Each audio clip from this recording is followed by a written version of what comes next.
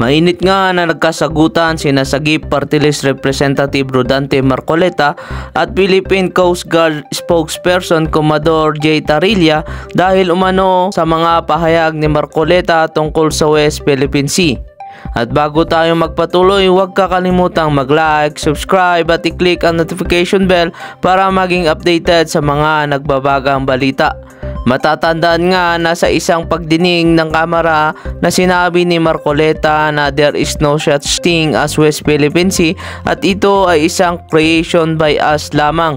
Nilinaw naman ito ni Marcoleta na hindi umano makikita ang West Philippine Sea sa mga mapa ng mundo at Pilipinas lang ang tumatawag sa ating exclusive economic zone bilang West Philippine Sea. Ngunit para kay Philippine Coast Guard spokesperson Commodore J. Tarilla na ang pahayag ni Marcoleta ay isang disservice at isang kahihiyan lalo na para sa partido na kanilang kinaaniban at kahit sa kanilang pamilya. Pinuna pa rin umano ni Tarilla ang pahayag ni Marcoleta sa pagtawag sa West Philippine Sea bilang peke na ang ganitong pahayag ay nagpapahina sa soberanya ng bansa at dagdag pa ni Tarilla na ang ganitong pahayag ay pwede itong makaapekto sa mga kabataan na kung tatanungin kung paano nila ito ipapaliwanag sa mga susunod na henerasyon. Say that I am a traitor, but it is in the social media. Did you take an effort to clarify that so that you could not mislead people because they might believe that you have said that? It is only now that you are disowning this statement. Mr. Chair. Mr. Chair. Yes, sir. To the Honorable Marcoleta, sir. Let's put it on record. I did not use the word traitor in describing your statement that the West Philippine Sea ay kathang-isip lamang po. Let me read my post on X.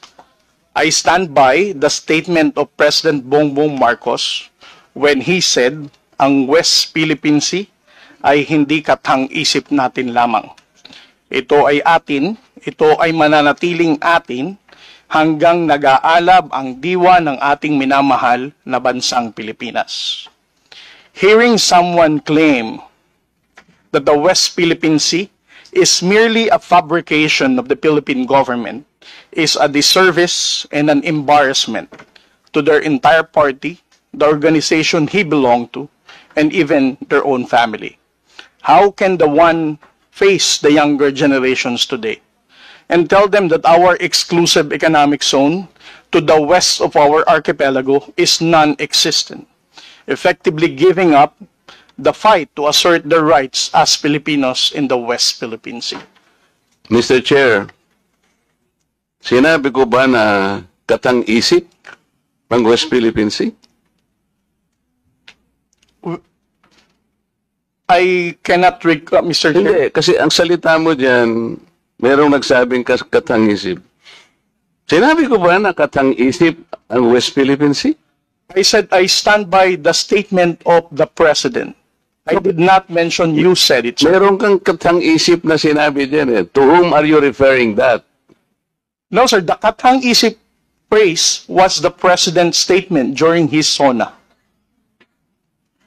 I just merely restated the statement of President Bongbong Marcos Kaya nga, when he you are now delivered it to SONA. Kaya mo lang nilabas yan after I said that there is no such thing as West Philippine Sea. But that is in context of the fact that it is not yet registered in the International Hydrographic Organization. Alam mo, Commodore, ang procedure. Tama. Mr. Chair? No, you have to answer, Mr. Chair. Alam Yes, mo sir. yung procedure kung paano maitatala, kung paano natin papangalanan ang isang karagatan na tayo ang may-ari. You know the procedures, right? With respect to the 19th Congress who passed You the have Republic to Act answer my question, 12064, Mr. Chair. the Philippine Maritime Zones Act, sir, the West. Kindly repeat your question. You know, Commodore, the procedures on how we can register the name of a maritime area that we control or that we believe it is ours, you know the procedures on how Yes, to sir. register. Okay. So, ano na po ba, nakarehistro na po ba, nairehistro na po ba natin yung West Philippine Sea? Sir, with regard to your question, there must be a legislation and then submit it to the international. Oo nga, meron na po Hydrographic tayong Organization. legislation. Yes, As a sir. matter of fact, nagagawa na po yung Congress. Kailangan po talaga yon. Yes, sir. Nagpasimula tayo sa administrative order pero kulang yon. Kaya nga po ang Congress gumawa para tulungan po kayo. Okay, sa ngayon po, sa tagal na po ng proseso, yun po yung dapat ninyong palaging gagawin. Kailangan lahat ng lakas natin gamitin, maparehistro po natin. Pero ngayon, hindi pa nakarehistro. Tama po. Again, sir, answer your question. Please. Steps by Commodore, step. sandali. Yes, sir. Please answer the question Yes, directly. The question calls for a yes or no. No, sir. If it's in IHO, yes, through legislation. Sinasabi ko yung IHO because this is the only world body that officially names a particular area of the sea. Kaya sa konteksto po ng pinag-uusapan natin, kaya ko lang nasabi, sapagkat hindi pa po nakatala, we need the international community to recognize a part of our own. Yun lang po ang punto doon, Mr. Commodore. So kung hindi pa po nakatala, tama po ako, hindi ba? No, sir. You are inconsistent. No, sir. I did not say that you're correct. I will not agree that you are correct. West Philippine Sea is our exclusive economic zone. Eh, Mr. Chair, wala tayong dispute that. Sinasabi ko na nga sa iyo, yung sinasabi nating West Philippine Sea is our own exclusive economic zone. This is ours. You and I should fight for it until the last drop of our blood. Ang sinasabi natin dito, kagaya ng nire-request ng CICC, let us educate our people sapagkat ang alam ng mga tao, lahat tayo, ang alam natin, nakarehistro na. Ang sinasabi ko, hindi pa po nakarehistro. Ikaw ba pwede kang mag-enroll sa isang eskwela nang hindi ka nag-register, nang hindi ka nag-enroll? You answer my question. Of course, sir, there is a Kaya nga eh. legislation. Kaya hindi pa nakarehistro, Mr. Chair. This is the only point. Let us not create a mountain out of molehill. Bigla mong sasabihin, in response to what I said, tathang isip o bla bla bla at lumabas sa traitor. Hindi ka man lang gumawa ng effort, for example, na I did not say that. Ngayon mo lang sinasabi. But you know, people are bashing me. I am pro-China. When is the last time or the first time that I am pro-China? Again, Mr. Chair, I never said that you are a traitor. That is clearly posted on my Twitter Pero account.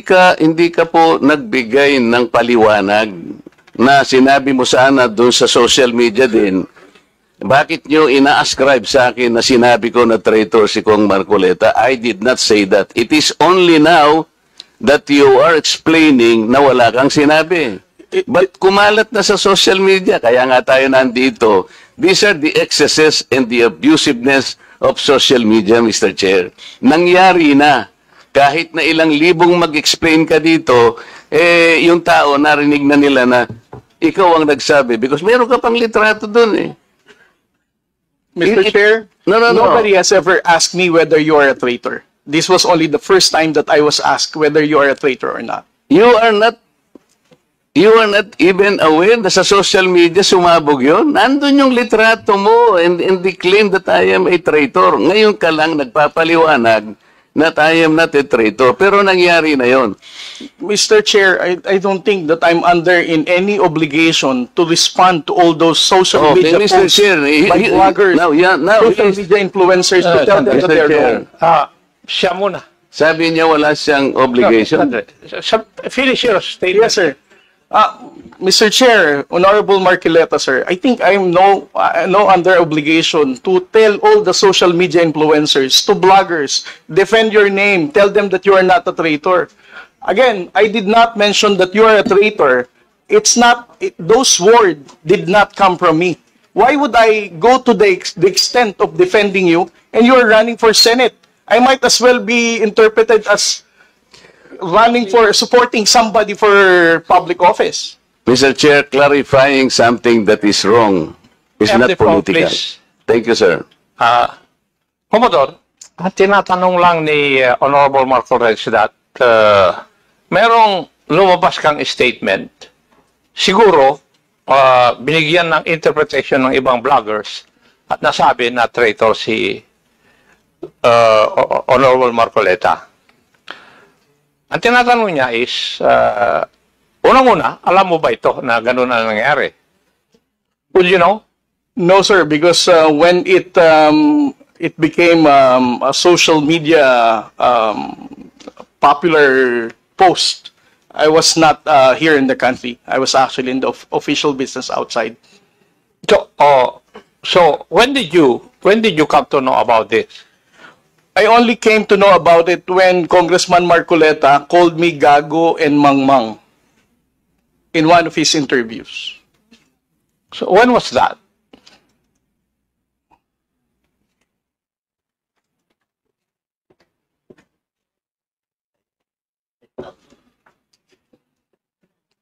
During his interview last February 10, huwag tayong magpagago at magpaka-ignorante katulad ng Commodore na yan. So, at that point in time, ang tinatanong kanina ni Honorable Marcoleta na merong misinterpretation doon sa iyong statement sa social media. Yes, sir. And you did not bother na i-correct man lang yun. Yun ang dinadrive ni Honorable Marcoleta kanina pa. Yes, sir. So, please answer that question. You did not do anything. I did not do anything, sir. Okay. Why? Why did you not do anything? It's because, sir, if I'm going to keep on defending to any, because one, No. Yeah. You are not supposed Yes. to defend me. Yes, sir. Because If as I it is said, true, Mr. Chair, that he did not call me traitor, but it continues to be there and to be consumed by the public through the social media. I think it is his responsibility to deny it if it did not come from him. That is all I was asking. And I think this is not too big for him to do. Yun lamang eh. Yeah. But he admitted that he did not do anything. Yun na nga. That's why I'm asking why is it not important to you to correct something that did not originate from you? it's because, Mr. Chair, the only time I learned about that was when I heard about your interview calling me Gago and Mangmang. Why would I even defend you if you're calling me Gago? As a commissioned officer of the Philippine Coast Guard, being a spokesperson, calling me Mangmang, not knowing what I'm saying. But actually, if you will read that context, How would I even the defend act you? of doing it is the one that is gago. Di ba? Yung ganon, not necessarily the person eh. Eh, sabi ko nga sa'yo, kung kinorek mo man lamang yun, because it continue to be there in the social media, Mr. Chair, yun ang nakakasama sapagkat people, hindi ko naman sinabi talaga yun. Mamamatay siya because it came from you. Pero pag hindi mo sinabi at you continue to be silent, akala ng tao, sinabi mo. So that is the problem, Mr. Chair. And I think we are hearing this in order to correct the misconception and misinformation because it continues to spread. If you get the point, Commodore, Mr. Chair. Mr. Chair, again, sir, kung bakit ko po hindi binawi ay dahil nalaman ko lamang po itong balita na ito na nag-spread siya nung nagpa-interview po kayo na ginagago niyo po ako. As a human being, how would I defend somebody na ginagago po ako sa public interview? Mr. Chair, kung titingnan mo yung konteksto ng pagkakasalitan, hindi ikaw ang ginagago. Ikaw ang ginagago. Ang sinasabi ko rito, let us defend our own nang hindi tayo nagiging gago o kaya nagiging emotional. It's actually hindi sa tao eh. Kung hindi yung act na, halimbawa wala tayong ginawa o kaya sinabi natin. Kasi nagmumula ako, Mr. Chair, sa pagkakasabi na hindi man lang tiningnang mabuti saan ba nang galing itong narrative. Ngayon, i-explain ko nga sa iyo, Commodore, ito'y nangyari doon sa pinagsimulan na dapat nating i-educate ng ating mga kababayan. Yun ang pinagmulan nun. So it is not disservice. I do not deserve to be called a traitor just like that. Kasi ang gusto kong mangyari, lumitaw, mainformahan natin ng tao na sa ngayon, hindi pa talaga naitatala officially yung West Philippine Sea para malaman ng tao. At yun ang kailangan natin gawin. Pagsikapan natin, pagsakitan natin, ipatala natin, Mr. Chair. Because pag napatala na natin yun at ginugel nila, o talaga palang merong West Philippine Sea. Hindi lamang dahil sa nandun, gumawa na tayo ng batas. Because, Mr. Chair, that is preparatory para maipatala na nga natin eh. Kaya lang natatagalan talaga. Ganon siguro yung proseso. So yung pong mga ibang vloggers, Commodore, hindi nila ma-recognize. Kaya example ko kanina, ginugoogle, wine-waste ni Congressman Barbers, yung kalye na nirehistro na gawa lang ni Congressman Paduano, hindi po niya makita. So nagkakaroon ng confusion. The tendency to be misinformed proceeds from the fact na hindi pa talaga na ipatala, sir. That's the only point. Mr. Chair, ngayon, kung babalik po sa Google, Mr. YouTube, ito kumakalat, lumalakad, but you are not doing anything to control this. So, ang daming, ngayon, nagbabas sila sa akin, oh, si Marcoleta, pro-China. Ngayon, may lumitaw na naman through your platform. Lahat po ng senador na kagrupo ni ganito, lahat po sila ay pinopondohan po ng China. Nandito ngayon. I will show it to you before you leave, sir, na lumilitaw na naman dito. So kasama po ako doon sa grupo na yon na pinipinance ng China. Ganun po eh. So it becomes now an election misinformation that will impact on the credibility of the election. Maaaring mamislead po na naman ang mga tao. Yun po yung ating gustong ayusin. Yung misconception and misinformation. Lumitaw lamang po kasi sa kawalan ng information na hindi pa po natin naipatala, Commodore. Hindi pa nakatala talaga officially. Tayo-tayo po, walang problema eh. Kung tayo-tayo lang. Sapagkat yung bahagi na yun ng ating karagatan, may pangalan man yan o wala. Sabi ko nga sa'yo kanina, tayong dalawa ilaban natin yun hanggang sa huling patak ng ating dugo. Atin yun at walang makakapagpabago doon. Ang problema, nagkakagulo tayo because of that misconception. Walang masamang tinapay doon, Mr. Chair. I want to explain that. Ngayon, ako nagpapasalamat ako sa iyo at sinabi mo ngayon at naliwanagan na hindi mo pala sinabi yung I am a traitor. So, salamat kahit nahuli. Sabi nga natin, Mr. Chair, huli man daw at magaling, nayahabol din. Kaya lang ang problema ko ngayon, Mr. Chair, yun pong kumakalat na akala nila sinabi mo. At lumaki nga, sapagkat siguro, dahil medyo nasaktan naman ako, nakapagsalita ako ng wag nating depensa ng sariling atin na magiging emotional tayo o kaya nagpapakagago tayo. So, kaya lumaki ng lumaki dahil lamang doon. But the context, Mr. Chair, the context is gusto nating wag gamitin ang misconception or misinformation, lalo na ng mga vloggers, sa lahat po ng bahagi o aspeto ng ating buhay. Ang West Philippine Sea ay atin, Commodore. Yes. Because this is the exclusive economic zone of the country. And there is no changing that fact. Kahit anong magbali-baligtarin natin ang mundo natin, atin ito. Kaya lang ipatala po natin yung pangalan para po hindi gamitin sa misinformation. Mr. Chair, thank you very much. Well, I think we have seen one of the ill effects of misinformation. I think everybody will agree to that. That is one of the ill effects of fake news or misinformation. Would you agree? Yes.